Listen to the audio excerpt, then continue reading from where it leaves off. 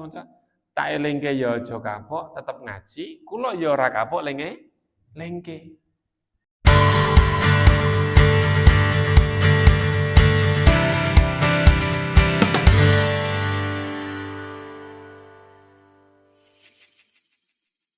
Bismillahirrahmanirrahim. Assalamualaikum warahmatullahi wabarakatuh. Alhamdulillahi rabbil alamin. Hamdan na'imin, hamdan syakirin, hamdan yuwafi ni'amahu wa yukafi'u mazidah. Wassalatu wassalamu ala asyrafil anbiya'i wal mursalin nabiyyina Muhammadin wa alihi wa sahbihi ajma'in. Asyhadu an la ilaha illallah wa asyhadu anna Muhammadar Rasulullah. Usini wa iyyakum bittaqwallah. Ya ayyuhalladzina amanu taqullaha haqqa tuqatih wa la tamutunna illa wa antum muslimun. Yang kami hormati pimpinan ranting Muhammadiyah Kemiri, Takmir Mushola Darul Arqam, sepuh bini sepuh, sepuhan, tokoh masyarakat di Desa Kemiri. Yang kami hormati pimpinan cabang Pemuda Muhammadiyah Sigalo. Ini sudah datang belum? Belum. Ya ditunda penghormatannya berarti.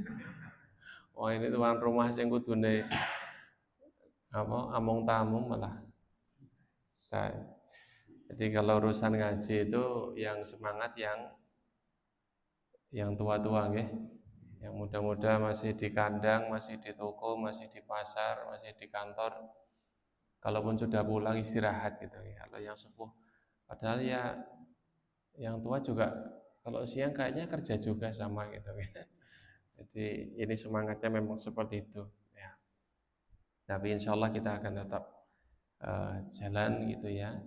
Karena karena tidak ada yang datang kemudian berhenti ya malah tidak ada pengajian.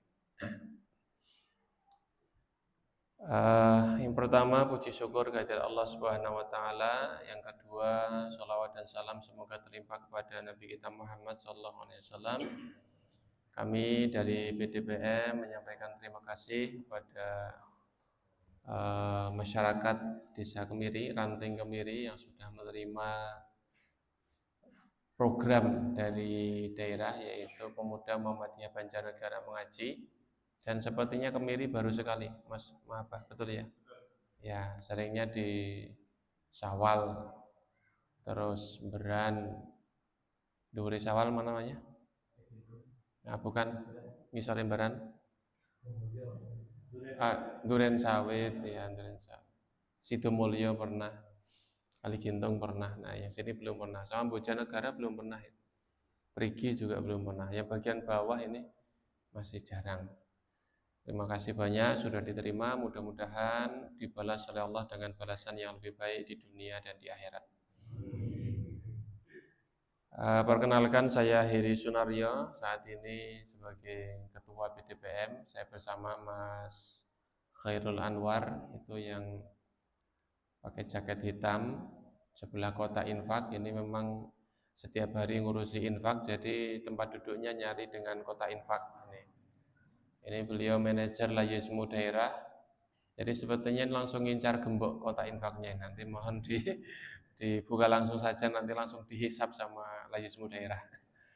Nah kemudian yang di depan laptop ini Mas Ustadz Subarkah, Mas Barkah Abdurrahman ya. Abdurrahim apa Abdurrahman?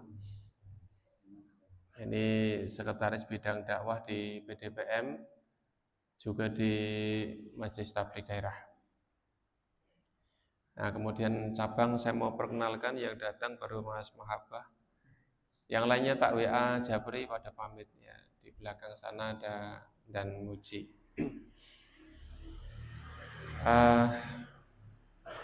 Temanya tentang muhasabah ya, Bapak Ibu semuanya. Mudah-mudahan dalam suasana kita akan menutup tahun 2025 ini kita bisa melakukan muhasabah dan perbaikan untuk tahun yang akan datang. Sebenarnya kalau kalender yang kita terapkan untuk kaitannya dengan kita umat Islam, yang kita gunakan yang berkaitan dengan ibadah itu adalah kalender Hijriyah. Nanti menentukan puasa Ramadan, Idul Fitri, Idul Adha, kemudian Ayyamul Bid, kita menggunakan kalender Hijriyah. Tetapi kita tidak menutup mata bahwa kalender Masehi ini menjadi kalender yang lebih primer untuk kehidupan global. Untuk saat ini seluruh umat manusia di bumi ini rata-rata menggunakannya kalender Masehi gitu. Sehingga kita dalam tahun ajaran juga menggunakan Masehi, kemudian kegiatan-kegiatan juga banyak yang menggunakan kalender Masehi. Dan ini tidak masalah, insya Allah tidak apa-apa. Yang penting dalam masalah ibadah kita tetap berpatokan dengan kalender Hijriyah. Tetapi untuk urusan-urusan duniawi, seperti bikin kegiatan-kegiatan pertemuan, rapat, evaluasi, laporan, yaitu kita menggunakan kalender Masehi, tidak apa-apa. Urusan dunia ini masalah yang sifatnya longgar, umum. Bahkan kalau kita melihat dalam surat Al-Kahfi itu, saya masih ingat yang menyampaikan Ustadz Yun, beliau menukil penjelasan Prof. Quraish Shihab bahwa sebenarnya di zamannya Ashabul Kahfi itu sudah diberikan sinyalmen gitu ya, diberikan indikasi bahwa penanggalan itu nanti akan ada dua penanggalan yang umum digunakan. Ketika Allah menyebutkan masa tidurnya Ashabul Kahfi di dalam gua itu, masa pemuda yang tidur di gua itu kan penyebutannya menggunakan cara penyebutan yang seperti ada keraguan. Salah sumi'atin wasdadu tis'ah. Jadi bukan tis'atun wasalah sumi'atin, bukan, tetapi salah sumi'atin wasdadu tis'ah. 300 tahun dan tambah 9 gitu. Jadi kenapa kok ada kenapa nggak disebut langsung 309 gitu ya?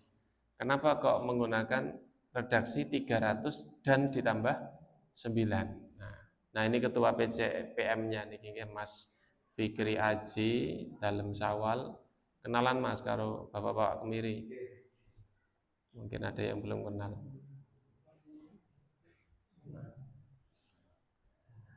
Kenapa kok yang digunakan redaksi 300 ditambah 9? Nah ini karena kalau menggunakan perhitungan Hijriyah, menggunakan perhitungan Masehi, itu masanya 300 tahun. Tetapi kalau menggunakan perhitungan Hijriyah, maka menjadi 309. Karena antara Masehi dan Hijriyah itu setiap kira-kira 30 tahun itu ada selisih 1 tahun. Maka kalau 300 tahunnya Masehi, maka menjadi tambah 9 tahun untuk yang Hijriyah. Itu kira-kira yang saya ingat penjelasannya seperti itu. Artinya ini fleksibel ya, dalam masalah duniawi mau menggunakan kalender yang mana tidak apa-apa. Tapi untuk yang ibadah memang kita tetap menggunakan penanggalan Hijriyah. Nah, Muhammadiyah saat ini menggunakan kalender Hijriyah global ya. Jadi tidak parsialis, tetapi seluruh bumi itu satu tanggal. Harapannya bisa menyatukan umat Islam seluruh dunia. Jadi ini visionernya Muhammadiyah. Banyak ide-ide, banyak wacana-wacana yang dicanangkan oleh Muhammadiyah puluhan tahun yang lalu itu terbukti sekarang. Di Muktamar 2005 itu sudah ada wacana tentang Islamofobia, sudah ada wacana tentang konspirasi, sudah ada wacana tentang serangan dunia digital. Nah, sekarang terbukti. Nah, jadi Muhammadiyah ini visioner ya, berpikir bu'dun nadhar ya, berpikir jauh ke depan. Yang kadang-kadang orang lain belum bisa mengikuti. Atau organisasi lain juga belum bisa mengikuti gitu ya. Maka kita maklumi kalau misalkan kok banyak yang mungkin memandang sebelah mata, meremehkan, bahkan mengkritik ide-ide pembaruan Muhammadiyah ya. Walaupun banyak banyak ide-ide Muhammadiyah juga yang memang perlu dikaji ulang, itu wajar-wajar saja. Bapak Ibu jamaah semuanya dan teman-teman pemuda Muhammadiyah serta Kokam yang dirahmati Allah Subhanahu wa taala. Nah, untuk pembahasan muhasabah ini saya menggunakan beberapa pendekatan ya. Di antara pendekatannya saya menggunakan beberapa ungkapan-ungkapan dalam bahasa Arab. Ada ungkapan dalam bahasa Arab itu yang berbunyi lau kunta makanah. Kalau kamu itu ada di posisinya. Nah, ini sebagai muhasabah kita, bagaimana kita bersikap menilai, memandang orang lain. Ya. Karena kita seringkali ketika menilai orang lain, memandang orang lain, itu hanya menggunakan kacamata kita, persepsi kita, posisi kita. Misalkan orang tua kepada anak. Itu seringkali ya kita menilai anak itu berdasarkan hanya kacamata orang tua. Nah, ungkapan Arab tadi itu mengingatkan kita tentang lau kunta makanah, kalau kamu itu di posisinya dia. Nah, itu. Jadi bagaimana kalau kita itu ada di posisi orang yang sedang kita pandang, kita lihat. Orang tua menegur anak. Nah, bagaimana kalau posisi kita ada di anak? Maka tegurannya seperti apa yang kita inginkan? Nasihatnya seperti apa yang kita inginkan? Sikapnya seperti apa yang kita inginkan? Atau pimpinan kepada anak buah, atasan kepada bawahan, penguasa kepada rakyat, atau bahkan kita kepada teman sesama, dengan tetangga, dengan teman, dengan kerabat, dengan saudara. Ketika kita menilai orang lain, kita juga melihat bagaimana kalau kita di posisi dia. Kalau seorang pimpinan kepada bawahannya itu memiliki kacamata, dia juga melihat, nah saya di posisinya, itu insya Allah tidak akan menjadi pimpinan yang semena-mena. Tidak akan menjadi pimpinan yang semaunya saja kepada anak buah. Cara menegurnya, cara memerintahnya, cara berbicaranya, kalau nyuruh ya dengan bahasa yang insya Allah tidak akan sembarangan gitu. Karena dia juga akan memikirkan kalau saya ada di posisi sebagai bawahan. Guru kepada murid juga begitu. Ustadz kepada santri juga begitu. Orang tua kepada anaknya juga begitu. Sama juga dengan tetangga, dengan orang lain. Kita akan menilai dengan pertimbangan kalau saya di posisinya. Nah, dalam kacamata amar ma'ruf kita di koridor persyarikatan Muhammadiyah, kalau kita melihat orang berbuat kemungkaran, kita juga perlu berpikir kalau kita ada di posisi dia. Jadi, alhamdulillah. Ini jeglek. Oh, dikurangi speakernya saja. Dikurangi. Oh, kipas anginnya dimatikan dulu. Kipas anginnya dimatikan dulu. Ini masih on semua ini. Pilih pundi, lampunya napa kipasnya? Napa speakernya? Tapi lampunya dikurangi coba, Mas. Kalau sudah kuat ya. Oke. Bismillah. Mudah-mudahan kuat. Nah, dibuka jendelanya saja.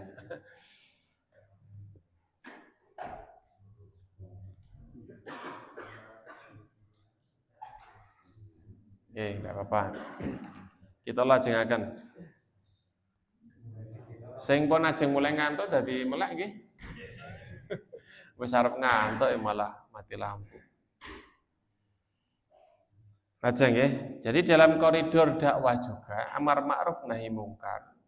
Itu kita juga perlu memperhatikan Bagaimana kalau kita di posisi orang yang didakwahi? Maka dalam salah satu kaidah ketika kita berdakwah itu, ilmu yang perlu kita ketahui adalah ilmu tentang halil mad'u, al ilmu bihalil mad'u. Ilmu tentang kondisi orang yang diajak, orang yang didakwahi. Sehingga dalam satu ungkapan juga dalam bahasa Arab itu kalimun nas ala qadri uqulihim. Ya, itu bahkan kalau tidak salah pesan Rasulullah itu. Ngomong kepada orang itu sesuai dengan kadar pemahaman mereka. Kalau orang kampung jangan pakai bahasa kampus. Kalau orang kampus ya jangan menggunakan bahasa pasar. Karena orang jadi tidak tertarik kalau bahasanya tidak nyambung. Kalau ke masyarakat Indonesia ya menggunakan bahasa Indonesia. Nah, pemene nek pertemuan wong Jawa, wong sepuh-sepuh niku langkung sae ngagem basa Jawi. Bahkan tengen kula niku nek ajeng pengaosan enten tiyang sepuh, aku nak basa Indonesia ora paham kok aku. Padahal nek nonton sinetron paham niku. Jadi nek pengajian basa Indonesia ora paham. Karepe ustate kudu basa Jawa. Bahasa nonton sinetron basa Indonesia ngedong niku. Pilih kasih niku jenenge. Nah, jadi kita perlu menimbang bagaimana kalau kita di posisi beliau. Posisi orang itu nanti kan membuat kita itu berpikir, oh kalau saya orang Jawa, atau kalau saya orang kampung, atau kalau saya itu orang daerah pelosok, atau saya orang kota, orang pesisir, nah itu menjadi pertimbangan. Seleranya, cara berpikirnya, tingkat pemahamannya, kemudian urf budaya tradisinya, selera humornya, bahasanya menggunakan bahasa apa. Nah ini akan bisa kita sesuaikan supaya bisa diterima. Sama juga ketika menegur orang yang bermaksiat, kita juga menimbang bagaimana kalau kita di posisi orang yang bermaksiat. Terkadang atau sering saya tidak tahu itu ya. Terkadang kita ketika melihat orang melakukan kesalahan, kita menegur itu tidak mempertimbangkan masalah ini. Laukun tamakanah. Atau bahkan bukan menimbang laukun tamakanah, tapi laukana maka nahu ibnak. Kalau ternyata yang di posisinya itu anakmu, atau yang di posisinya itu istrimu, atau yang di posisinya itu adalah saudaramu. Misalkan ada orang yang menipu gitu ya. Karena kita tidak ada hubungan apa-apa sama yang menipu, atau kita bahkan mungkin malah punya dendam sama dia. Nah begitu dengar, oh ini si Fulan ini dia ternyata habis nilep duit gitu ya, nilep duit masjid apa nilep duit koperasi gitu. Nah, karena kita tidak ada ikatan, atau mungkin malah kita itu punya kebencian atau malah dendam, nah kita kemudian wow nak kae ngono ya jan memper kae. Aku ya mbiyen tahu diutangi ya ora bali, malah ditambah-tambahi bumbunya supaya semakin parah gitu ya. Artinya aibnya itu semakin menganga dan semakin besar. Tapi kalau ternyata yang menipu itu anak kita coba. Jajal nak sing ngapusi ki anake dhewe. Terus orang itu tahu, oh kau ngapusi, padahal anaknya itu ya, anaknya. Gimana sikap kita? Kita bela apa nambah salahnya kira-kira? Kalau yang melakukan itu anak kita, maka kita perlu menimbang bahwa kalaupun dia itu melakukan maksiat, melakukan kesalahan, kekeliruan, dia juga punya orang tua, dia punya istri, punya suami, punya anak, punya kerabat, punya lingkungan. Kalau dia seorang guru, dia punya murid. Kalau seorang kiai punya santri. Kalau seorang tua, dia punya anak. Kalau seorang anak punya orang tua. Sebagaimana kalau yang melakukan itu adalah anak kita, orang tua kita. Bisa dipahami nggih, Bapak Ibu nggih? Artinya kalau kita itu mau membicarakan atau mengungkap aib orang lain atau menegur kesalahan orang lain, kita perlu menimbang laukun tamakana. Kalau kamu itu di posisi dia, atau yang di posisinya itu adalah mungkin anak kita, saudara kita, kerabat kita, keluarga kita. Nah maka tentu kita ketika mau membicarakan aibnya itu menggunakan cara yang lebih bijaksana, lebih santun. Kalau mau menegur juga menggunakan cara yang lebih bijaksana, lebih santun. Bisa dipahami ya? Nah ini laukunta maka nahu. Kalau kamu itu ada di posisi orang tersebut. Nah, insya Allah kalau kita sudah menimbang ini, nah maka kita sikapnya akan lebih bijaksana. Nabi, ya, ini koridor masih dakwah ya. Nabi itu ketika berdakwah, tidak ada hubungan kerabat, tidak ada hubungan saudara, bahkan itu orang yang jauh dari kampungnya. Ya, ketika mengajak untuk bertauhid kepada Allah ditolak, bahkan bukan cuma ditolak, tetapi diusir dan dilempari batu sampai berdarah tumitnya. Beliau masih tetap bersikap bijaksana. Kalau ini sih memang sudah level kebijaksanaan mukjizat gitu ya. Kalau kita mungkin nggak bisa gitu. Nabi itu kayaknya itu ya senyumnya, sabarnya, rahmahnya itu memang mukjizat dari Allah Subhanahu wa taala. Karena akhlak beliau memang khuluquhul Quran. Akhlaknya itu Quran. Nabi itu dakwah ke Taif, jalan kaki 70 mil ditemani sama Usamah itu ya, Usamah bin Zaid. Setiap rumah diketuk pintunya. Semuanya diajak untuk bersyahadat masuk agama Islam. Itu setelah di Mekah itu sudah pada titik hampir puncak mentok gitu ya, wis koyone dakwah nang Mekah iki wis pol gitu ya, wis ra iso meneh iki. Maka Nabi kemudian meluaskan dakwah mengincar orang-orang luar Mekah. Ada beberapa daerah yang dituju, diantaranya Taif itu. Daerah pegunungan, udaranya sejuk, harapannya kalau orang gunung, orang daerah dingin itu orangnya lebih rahmah, lebih lembut, perangainya lebih mudah menerima. Ternyata tidak, sampai di Taif dakwanya bukannya disambut tetapi malah ditolak secara keras, bahkan diusir Rasulullah SAW. Maka ketika perjalanan pulang setelah diusir berdarah, Musamah juga berdarah kepalanya karena melindungi Rasulullah. Di satu bukit ketika istirahat, kemudian datang Jibril dengan malaikat yang menunggu bukit atau gunung itu, lalu ditawarkan kepada Rasulullah. Wahai Rasulullah, kalau engkau menghendaki, ya, ini ada malaikat penjaga gunung. Kalau Anda menghendaki, ini bisa saja malaikat ini nanti gunungnya diangkat, ditimpakan kepada penduduk Taif. Kenapa? Sudah kurang ajar itu orang-orang Taif itu. Sudah kurang ajar. Ini Nabi, utusan Allah. Ditolak, diusir, bahkan disakiti. Sampai berdarah. Tetapi Rasulullah tidak begitu. Tidak kemudian, wah, kesempatan ini kok dibinasakan saja. Gitu kan. Dibinasakan saja. Wong kaya ngono wis timbang menjadi sampah dunia gitu. Binasakan saja. Diblok ya. Nanti malah kayak si, mana tuh? Jemblung, hilang satu kampung atau sing dieng putih jenenge si jero kan mriki sing dieng kok sing dhuwur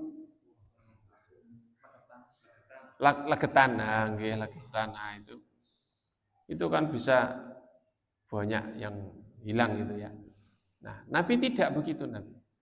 Nabi mengatakan semoga Allah mengampuni mereka karena mereka itu belum mengetahui, mereka belum paham. Nah, kita seringkali ketika dakwah itu terburu-buru gitu. Pengennya dakwah langsung diterima, pengennya kita ngajari sekali langsung berubah. Maunya itu orang tuh langsung percaya sama kita, langsung paham, langsung ikut. Nah, gitu. Saya kalau nggak ikut itu kemudian wah dia dikandani bola-balik ora maleh. Kula mboten bosen-bosen kali kanca-kanca kadangane niku wis pokoke tak elingke masalah apa Mas Fikri. Masalah apa? Rokok tak bahas itu, pacaran tak bahas, utang bank riba tak bahas, bola-balik niku mboten kapok-kapok. Niku ya anggar bang ngaji mungkin metu masjid insyaallah langsung do ngebul kabeh kok niku. Aku yakin niku. Tapi ya kula mboten kapok, kula ming karo kanca-kanca tak elingke ya aja kapok, tetep ngaji, kula ya ora kapok lengke. Karena walaupun teman-teman itu masih merokok gitu ya saya tetap berusaha untuk husnudzon. Ada banyak sisi, ada banyak aspek, ada banyak bidang yang mereka garap, saya nggak bisa garap. 2006 ketika gempa Jogja, kalau pas lulus aliyah nih, 2006 gempa Jogja itu kita respon relawan dari Mualimi di daerah Imogiri. Relawan-relawan yang sudah hari kelima, hari ke-6 itu kan mengambil korban evakuasi korban itu dari runtuhan rumah itu ya sudah kondisi korban itu sudah membusuk. Itu ya kami itu kalau sudah mampu buka-buka begitu sudah kelihatan udah berbelatung, sudah wah itu kita megang udah nggak kuat. Tapi teman-teman relawan yang mungkin sudah senior itu, dan itu rata-rata yang saya lihat itu sambil merokok itu Pak. Mungkin karena merokok itu jadi nggak bau bangkainya itu. Mereka tuh sambil merokok toko etel mawon, pokoknya ngangkat jenazah sudah masuk di kantong kemudian angkat itu ya biasa saja itu. Jadi enggak wah.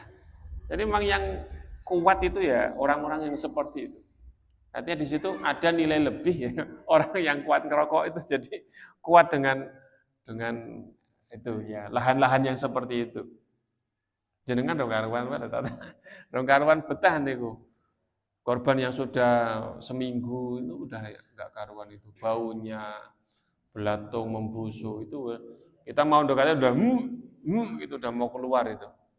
Nah, itu mereka yang merokok itu sambil merokok itu biasa aja, merokok di sini dicokot itu pokoknya waetel mawon gitu jenazah itu. Lah wong biasa utut nang WC kok Mas karo dodok we biasa kok. Sampai saya itu jagongan sama teman lulusan pondok mriko sing daerah Bawang niku. Itu ketika kita pernah 1 bulan ikut pelatihan itu pokoknya anggar bar deknen sing teng WC niku wis isine WC niku kebul lho. Tak elengke, Pak, jenengan kok ya udut ya nang WC. Wah, enake udut iki karo ndodok, Mas. Masya Allah gitu ya. Ini di satu sisi ya penyimpangan, saya ingatkan teman-teman ya supaya jangan merokok. Tetapi di sisi lain orang-orang seperti itu memang dalam hal-hal yang kita tidak mampu mereka mampu. Relawan rata-rata ngerokok ya. Pundi relawan sing mboten udut. MDMC rokokan rata-rata niku. MDMC, SAR, Basarnas, pemadam kebakaran itu biasanya membakar terus niku rata-rata. Tapi mereka bisa menggarap medan lahan bidang yang mungkin kita tidak bisa. Artinya ya kita melihat sisi kelebihan mereka, gitu kan, positifnya gitu. Lek-lekan bengi, begadangan, ronda, nah itu kuat mereka itu. Ya. Yang penting rokoknya ora mandek mawon gitu. Nah itu. Maka kita berusaha menghadirkan sisi positif pada benak kita, pada pikiran kita, maka ketika kita mau mengingatkan orang itu bukan hanya melihat pada sisi kesalahan dia. Wah ini berzina, wah ini dicambuk ini, diusir ini, dirajam ini. Tapi lihat sisi yang lainnya. Di satu kabupaten pernah seorang kepala sekolah itu ketahuan bertindak tidak senonoh kepada siswinya. Tidak sampai zina, tidak sampai itu. Hanya ada siswi melaporkan dipegang-pegang. Ya, dipegang-pegang oleh kepala sekolahnya. Yang saya lihat memang saya dekat dengan beliau itu. Memang beliau itu walaupun lulusan pesantren tetapi tidak menjaga jarak dengan lawan jenis. Jadi di sekolahnya itu ada siswa putra, siswi putri. Itu biasa kalau merapikan barisan atau ngecek seragam itu ya pokoknya itu kok nyekel lengene bocah wadon, digeret, salim, ya itu seperti itu. Yang saya tidak sepakat itu. Tapi beliau punya kelebihan luar biasa. Itu sekolahnya itu dulu penerimaan siswa hanya 23, 24 per tahun. Ketika dipegang beliau 2 tahun itu penerimaannya 100. Sampai buka 2 jurusan baru. Luar biasa. Cuma yaitu di tahun ketiga atau keempat itu kejeglong gitu ya. Kejeglong dia dilaporkan sama orang tua yang anaknya merasa risih atau merasa tidak nyaman dengan perlakuannya itu. Akhirnya kemudian beliau karena malu dianggap bertindak asusila lalu kemudian dia pergi sekarang ke Jawa Timur. Ya, padahal sebenarnya beliau tidak dipecat ya, hanya dimutasi ke sekolah yang lainnya, tapi beliau punya rasa malu sehingga kemudian pergi. Nah, Nah, banyak yang kemudian ketika saya pulang ke Jawa itu membicarakan itu seakan-akan beliau tidak punya nilai lebih. Pokoknya elek ro elek anone. Sejak ada kasus itu. Padahal kalau dilihat sisi baiknya lebih banyak sisi baiknya. Menggejegelem masalah satu kasus itu. Ya, dan itu pun hanya tidak sampai, ya saya tidak katakan hanya ya, kita sebenarnya itu juga nggak boleh. Tapi tidak sampai kemudian seperti berita yang sekarang itu malah sampai korbannya belasan dan itu sampai betul-betul terjadi perzinahan. Kalau itu beliau alhamdulillah tidak sampai begitu. Nah, hanya pegang itu pun mungkin tidak bermaksud untuk menodai, tapi karena memang beliau itu tidak menjaga jarak saja. Nah, jadi mindset kita, cara pandang kita kepada orang lain, hadirkan sisi positif. Bahkan kepada umat Islam, kalaupun kita tidak tahu latar belakang orang itu, sehingga kita tidak tahu ini kebaikan dia apa. Misalnya kita lihat ada orang habis sholat kok terus metu gandengan pacaran di halaman masjid aja sudah pacaran, padahal kayaknya yuk usia siswi gitu ya, siswa-siswi masih pelajar, tidak mungkin nih suami istri. Itu setidaknya Islamnya saja itu sudah nilai positif itu loh Pak. Jadi Islamnya saja setidaknya sudah nilai positif. Kalau kita tidak menemukan sisi kebaikan dia, maka Islamnya itu saja sudah kebaikan. Karena dia baru sadar dari masjid sholat gitu kan, berarti orang Islam. Berislam itu adalah ketaatan, dan itu ketaatan yang lebih besar. Jadi kalau Anda tidak menemukan ketaatan orang lain kecuali Islam, itu sudah ketaatan. Fa inna islamahu ta'atan, karena Islamnya seseorang itu adalah ketaatan. Karena di luar sana banyak yang tidak Islam. Maka kalau kita amar ma'ruf nahi munkar kepada yang sesama Islam harus dengan rahmah. Karena dia itu sudah memiliki ketaatan terbesar berupa Islam. Mila Bapak Ibu nek enten lare alit kok teng musala napa teng masjid gojek. Lah wis apik nang masjid lho, Pak. Pun sae niku tidak teng masjid. Senajan le salat tesih kali gojek. Atau ada tetangga kita ke masjid tapi kok sholatnya pakai kaos. Ya, dimaklumi wong mungkin bagi dia itu baju yang bersih waktu itu atau yang terbaik. Atau melu pengajian kok rapecinan misalnya enten sing ya ming rapecinan yo ampun terlalu diangel-angel gitu loh. Wong salat tok niku wis abot kok ming perkara salat ora nggo koko ora nggo sarung digawe masalah gitu kan. Jadi yang berat saja, yang berat jangan dibuat berat lagi gitu loh. Pernah saya jadi imam pakai celana. Selesai sholat itu kemudian teman saya, wah sampean untuk masalah lah ngopo? Lah sampean ngimami gak sarungan. Lah apa masalahnya sholat ra sarungan? Lah kaya ono sing ora. Jadi ada jamaah itu yang tidak terima kalau imamnya tidak pakai sarung. Lah apa ya celana itu najis apa tidak? Sah kan tidak sebenarnya. Cuma memang beliau menganggap itu tidak beradab atau kurang beretika. Nah, tapi ini mempersulit gitu ya. Tapi kita ya harus memahami, oh beliau punya standar bahwa kalau mau sholat harus pakai sarung. Nah itu diantara kemudian yang menyebabkan saya itu jadi kulinan. Pokoknya saya itu kalau sudah habis asar itu jarang sekali saya itu katoan. Maksudnya ya tetap gue katok gitu ya. Tapi celana plus memilih sarung gitu. Pokoknya kalau acara malam rata-rata saya pasti sarung. Nah kalau acara pagi, siang itu saya pakai celana. Karena biasanya orang kampung itu lebih nyaman kalau lihat orang sarungan, ya gitu kan. Lebih sopan gitu ya menurut kita. Tapi kalau kita ke Mesir itu, kata teman-teman yang kuliah di Mesir, kalau pakai sarung itu enggak sopan. Karena sarung itu image-nya adalah seorang laki-laki pakai sarung itu hanya kalau mau mendatangi istrinya di dalam kamar. Jadi kalau orang kok pakai izar, itu image-nya hanya orang yang mau begitu sama istrinya. Kok ke masjid pakai sarung itu dianggap nggak sopan. Kalau caranya orang Mesir, maka ada kitab namanya Fathul Izar, buka sarung. Ini kitab masalah wong lanang karo wong wedok, suami istri. Nah itu.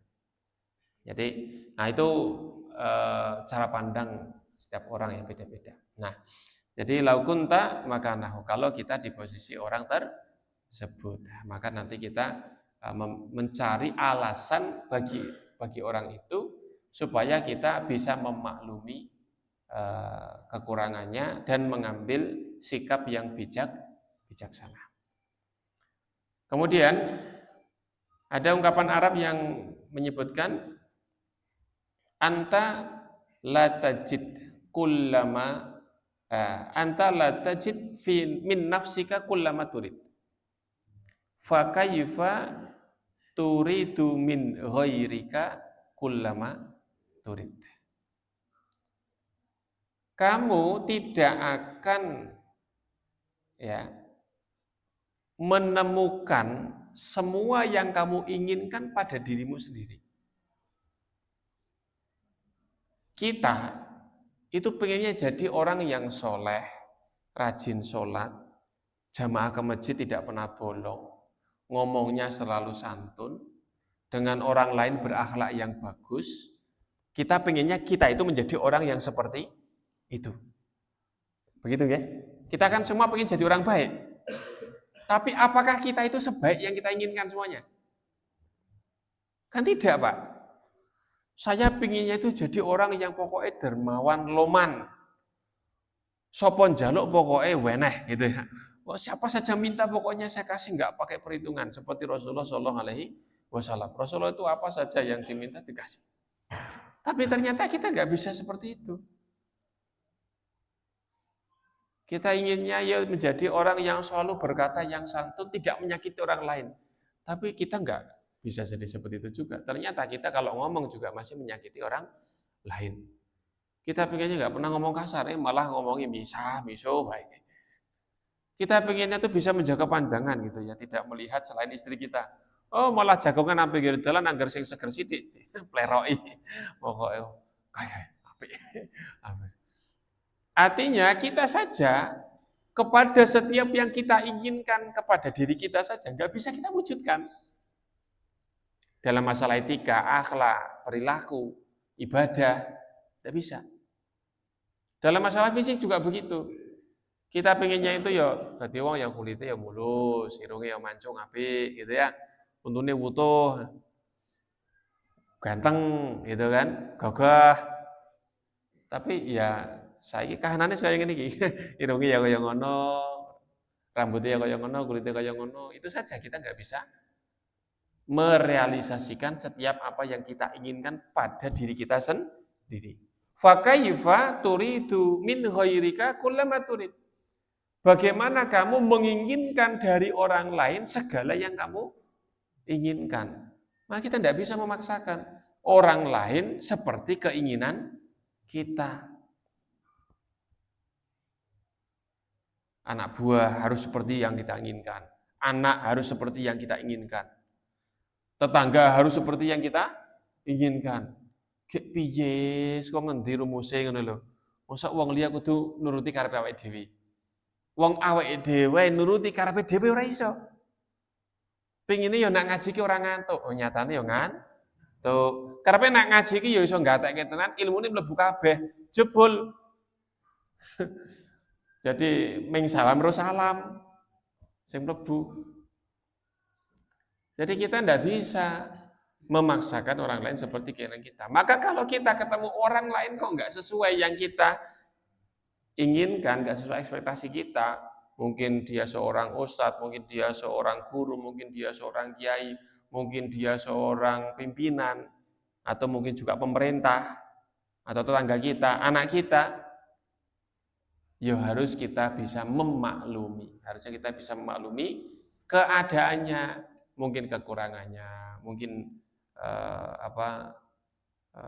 kemaksiatan yang dia lakukan, dosa yang dia terjang, kekeliruan yang dia kerjakan. Ya kita harus memaklumi. Wong kita saja juga melakukan kesalahan, kekeliruan, kita juga maksiat, kita juga berdosa. Nah, mindset dakwah itu juga dibangun dari ini. Ini ya muhasabah tapi juga ada koridor dakwahnya gitu ya. Jadi muhasabahnya itu ini cara pandang kita kepada orang lain. Kalau kita mau berdakwah juga kita harus punya jiwa memaklumi ya, kepada orang lain ini. Tidak memaksakan. Tidak harus dia berubah. Gitu. Tidak harus dia itu langsung otomatis setelah mendengar pengajaran setelah mendengar peringatan langsung jadi wong apik. Tidak bisa. Wong kita saja tidak seperti itu. Nah, maka orang tua yang punya anak ya jangan memaksakan anaknya kudu kepiye gitu ya. Misalkan kudu kerja ngene, kudu lulus semene, bejine kudu apik. Oh, kudu dadi wong soleh. Lah ora ngili jenengan biyen soleh apa dadi anak? Apa mbiyen wong tuane jenengan yo bangga kalau jenengan kok pengen anaknya bangga ke jenengan gitu. Artinya ya muhasabah gitu kan. Kalau kita sudah bisa muhasabah begitu kita akan bisa memaklumi. Ya. Mungkin mindset tadi doa Nabi gitu ketika ditawari untuk memusnahkan penduduk Taif itu bisa kita aplikasikan untuk kita kepada anak atau kepada orang lain. Jadi Nabi itu cara pandangnya adalah jangan siksa mereka, ya Allah ampuni mereka, karena mereka itu orang yang belum paham. Saat ini mereka itu belum paham. Nanti kalau paham mereka akan berubah, gitu kan? Nah kita juga begitu sama anak itu. Saiki mungkin nakal, mbuh yo pacaran, mbuh yo udut, mbuh bakal ngombe, mabuk, tatuan. Oh saiki gek nakal. Ngoten mawon saiki gek nakal. Engko anggere wis tutuk len nakal yo seren gitu loh, leren gitu loh. Saat niki gek nakal. Tetap dielingke, tetap diajari, tetap diulang, tetap diarahke. Tetapi kok belum berubah. Oh yo saiki mancen gek mangsane lagi pengen nakal. Udah begitu saja. Nanti kalau sudah tiba waktunya kok berubah, alhamdulillah ya akan berubah. Wong kita juga rata-rata yang mulai rajin ngaji, rajin sholat, rajin setelah tua gitu kan. Rambut sudah mulai putih, gigi sudah mulai bolong, mulai ompong, gitu. Tenaga-tenaga maksiat sudah berkurang. Tenaga maksiat sudah berkurang, lah ini mulai rajin ke masjid gitu. Saya pernah ngajak tetangga saya ketika di Jogja ngontrak. Nah, di belakang rumah yang jadi ada satu rumah diparuh dua, saya ngontrak bagian depan, dia ngontrak bagian belakang. Nah, memang dulu preman, yo mabuk, yo mendem, badannya tatoan ya gitu. Gondrong. Satu kali pengajian maulid di masjid. Nah, kita diundang semua.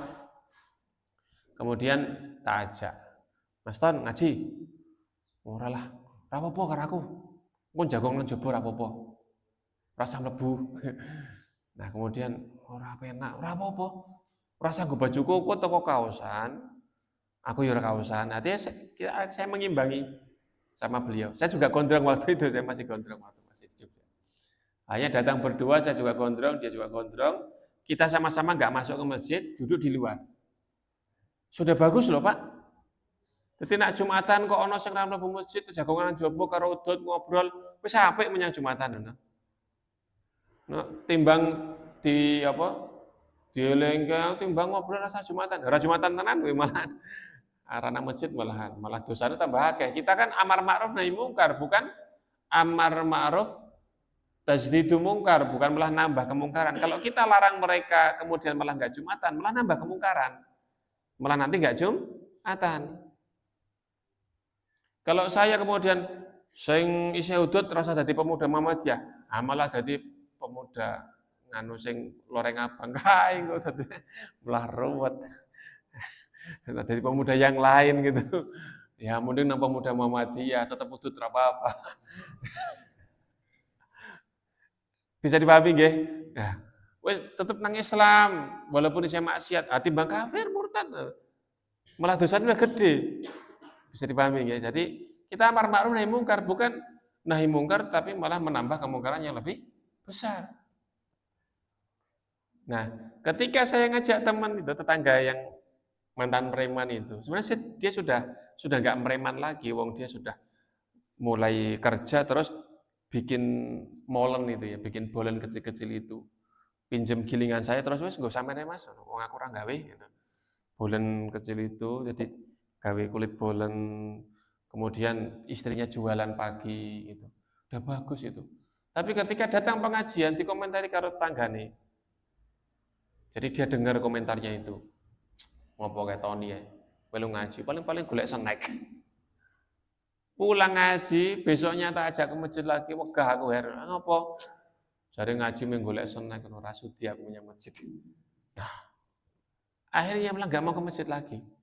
Padahal sudah bagus lah itu mau berangkat. Ya walaupun di luar. Tapi dengan di luar itu kan nanti subatus solihin, mulai bergaul sama orang-orang soleh. Terus ngomong karo wong sing nang masjid gitu loh. Kan bertahap dakwah itu. Dulu ada seorang pemuda datang kepada Rasulullah. Wahai Rasulullah, saya masuk Islam. Tetapi saya minta diberikan toleransi, kelonggaran. Apa? Saya mau Islam, tetapi saya diizinkan berzina. Apalagi yang kedua, saya mau Islam, tapi saya diizinkan minum khamar. Apakah Nabi kemudian, ora iso nak ngono rasa Islam? Enggak begitu. Nabi bilang, "Oh, ya, boleh, boleh, boleh. Yang penting kamu Islam dulu." Boleh nih, ya, yang penting Islam dulu. Hanya dia masuk Islam. Setelah masuk Islam, kemudian sama Nabi diajak berpikir. Logikanya diajak jalan. Kamu seneng enggak kalau ibumu dizinai orang lain? Wah, siapa yang menzinai ibu saya bunuh dia. Ya sudah, kalau begitu adikmu, perempuan. Oh, tak pateni, istrimu. Oh, enggak terima saya. Siapa menzinai istri saya? Hadapi saya. Lah, kamu mau menzinai siapa? Kamu mau menzinai siapa? Yang akan kamu zina itu kan ya istri orang, anak orang, ibu orang.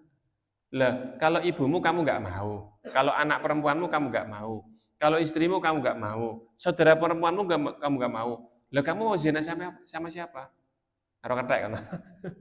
Kethek ya duwe ibu, duwe anak. Tapi nah, akhirnya anak si pemuda ini kemudian, lah iya ya. Dan nek ngono berarti aku yes, Kanjeng Nabi. Kalau begitu saya tidak mau berzina lagi. Nah, toh? Jadi mindsetnya kan diajak berpikir. Khamar juga begitu. Nah, kalau mau minum khamar, ya boleh kamu khamar, tapi saya juga ngasih 3 syarat, gitu kata Nabi. Apa syaratnya? Saya penuhi. Karena saya nggak bisa lepas dari yang namanya khamar. Para sahabat Nabi dulu masih pecandu khamar. Ali bin Abi Thalib itu pecandu khamar luar biasa. Sehingga ketika khamar belum diharamkan, Ali itu menghobinya harian mabuk. Bahkan pernah ngimami dalam keadaan mabuk. Sampai turun ayat, la taqrabus sholata wa antum sukara. Jangan mendekati sholat sedangkan kamu itu keadaan sedang mabuk. Belum diharamkan, masih boleh mabuk, tapi kalau mau sholat nunggu mabuknya hilang dulu. Hatta ta'lamu ma taqulun. Sampai kamu itu paham apa yang kamu ucapkan. Jadi nak wong sholat kok ora paham sing diucapke, iki kaya wong mabuk, Pak. Lah jenengan paham mboten atahiyatul mubarakatuh sholawatut thayyibatul lillah artinya apa? Mabuk berarti. Allahumma inni a'udzubika min adzabi jahannam wa min adzabil qabri wa min fitnatil mahya wal mamati wa min syarri fitnatil masiihid dajjal. Artinya apa? Mboten paham, mabuk berarti. Karena ayat larangan sholat ketika mabuk itu karena hatta ta'lamu ma taqulun. Sampai kamu paham apa yang kamu ucapkan ketika sholat. Kalau sudah mulai paham dengan ucapan, sudah nggak kelantur, berarti dia sudah nggak mabuk, boleh sholat. Ya gitu. Dulu khamar belum diharamkan. Tapi setelah diharamkan, ini ada pemuda masuk Islam, tetap masih pecandu khamar. Nabi bilang, oke, kamu boleh minum khamar. Tapi syaratnya satu, ya, jangan sampai ketahuan Gusti Allah. Jangan sampai ketahuan Gusti Allah. Yo malu sama Gusti Allah.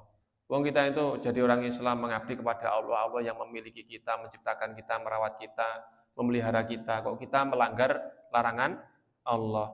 Coba kamu, orang tuamu nggak suka kalau kamu itu minum khamar. Terus kamu minum khamar depan orang tuamu, kan ya malu toh, sungkan toh. Lah saiki ya nek arep ngombe khamar, aja nganti konangan Gusti Allah.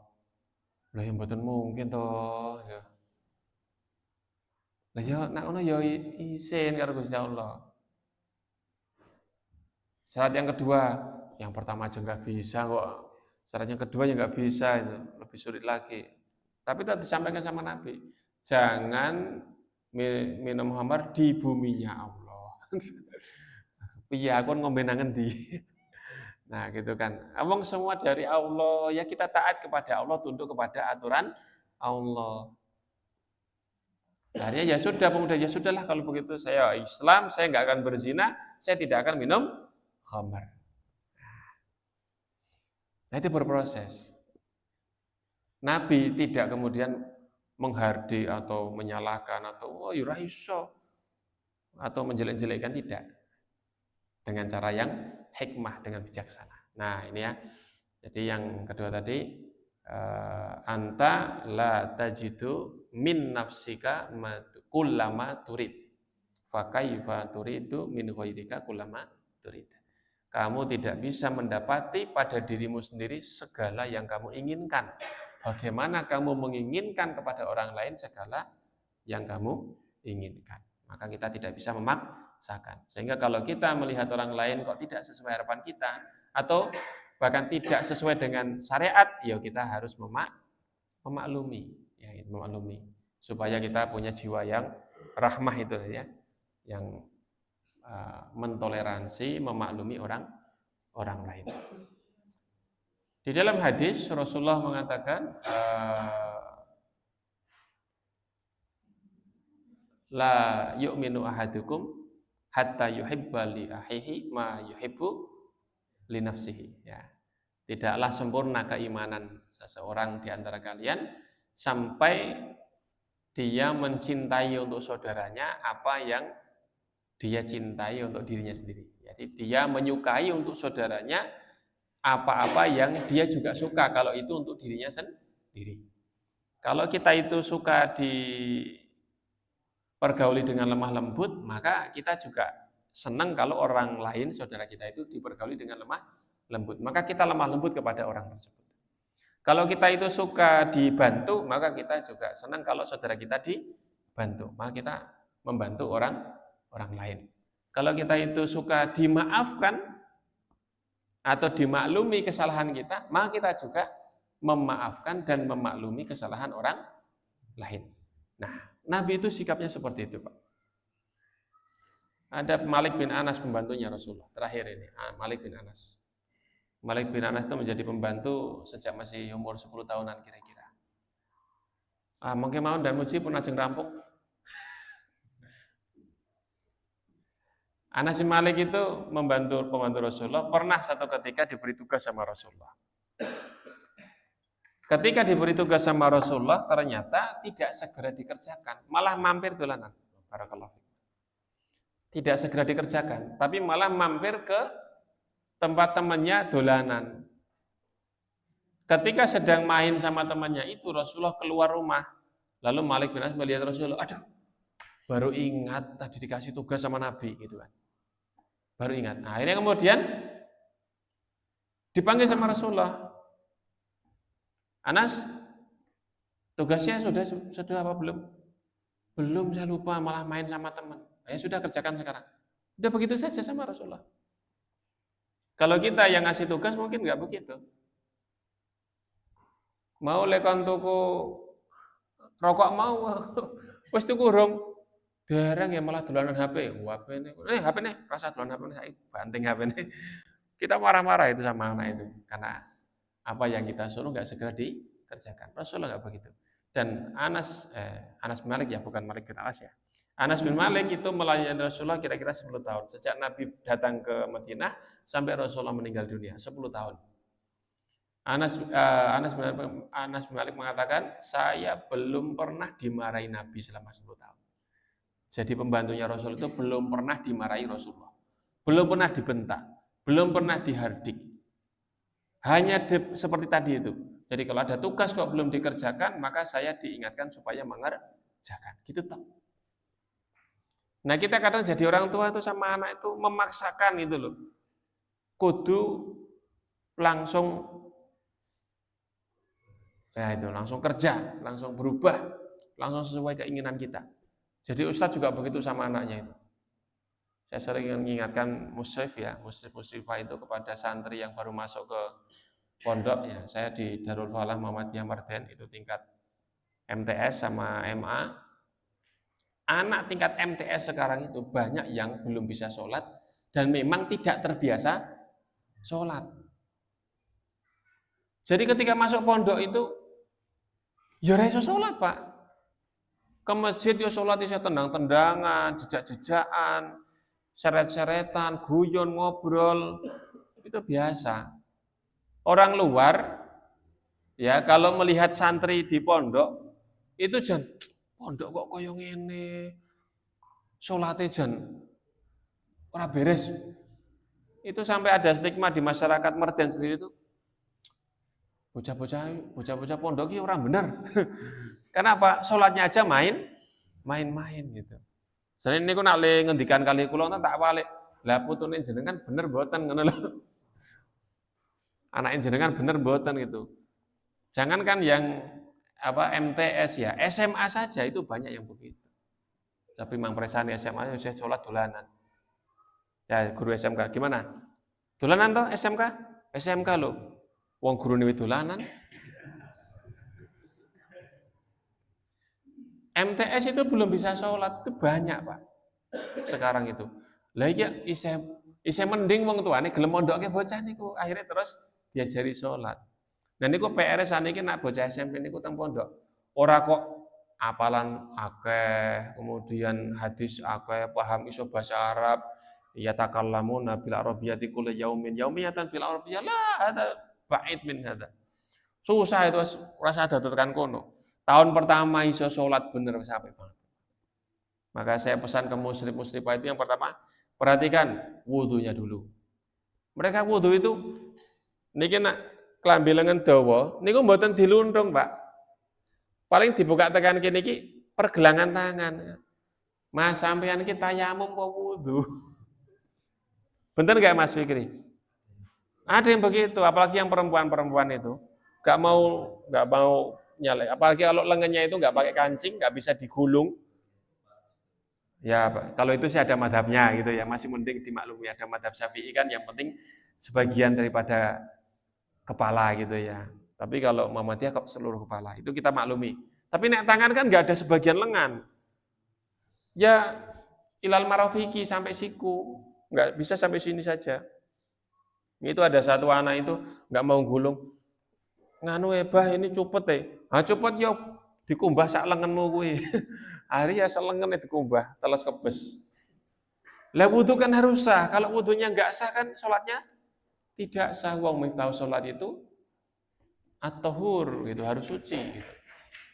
Nah, itu anak-anak kita itu masuk SMP MTS saja masih PR seperti itu. Sholatnya belum beres, wudunya belum beres. Apalagi nutup auratnya. Kok yang lain-lain itu. Nah, orang tua sudah buru-buru tanya, apalannya sudah sampai mana? Apalannya Allah mabait ini, Bu. Allah mabait ini.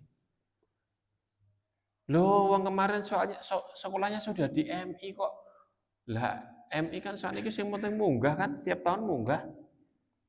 Nilai mulok agama kan harus nilainya 75, walaupun praktek sholat nggak bisa. Nah, maka ya seperti itu keadaannya. Maka Bapak Ibu yang masih punya putra putri atau cucu usia SD SMP, sebaiknya ya dipondokkan di Banjarnegara ini.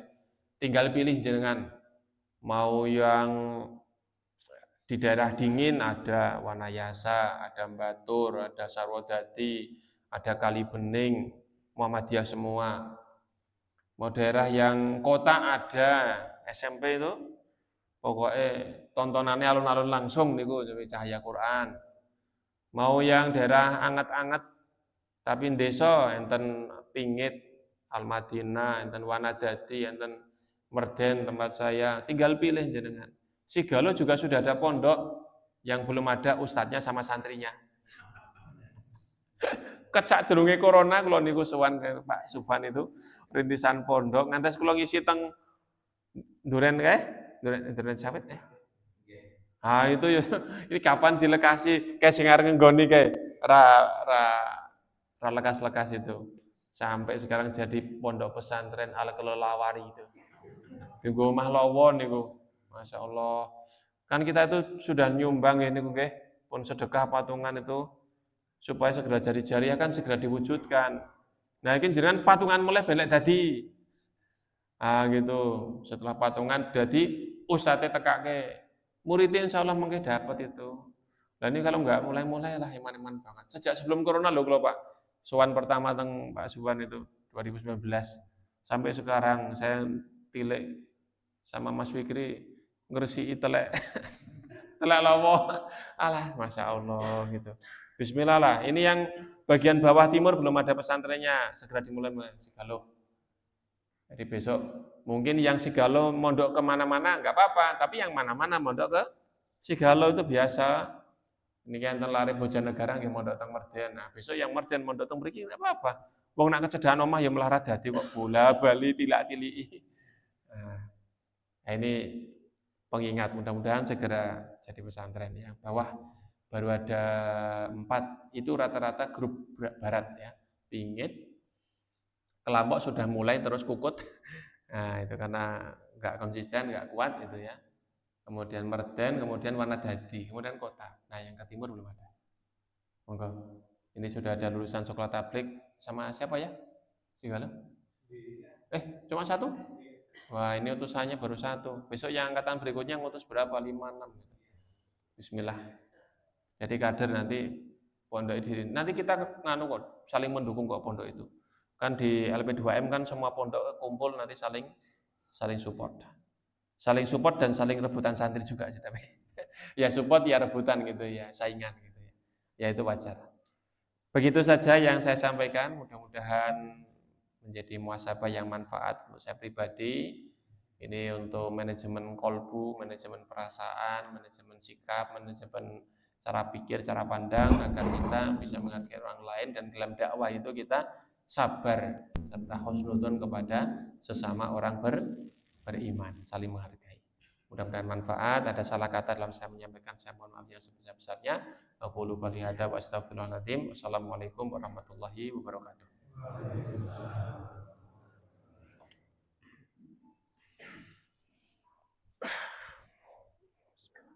Terima kasih kepada Ustaz.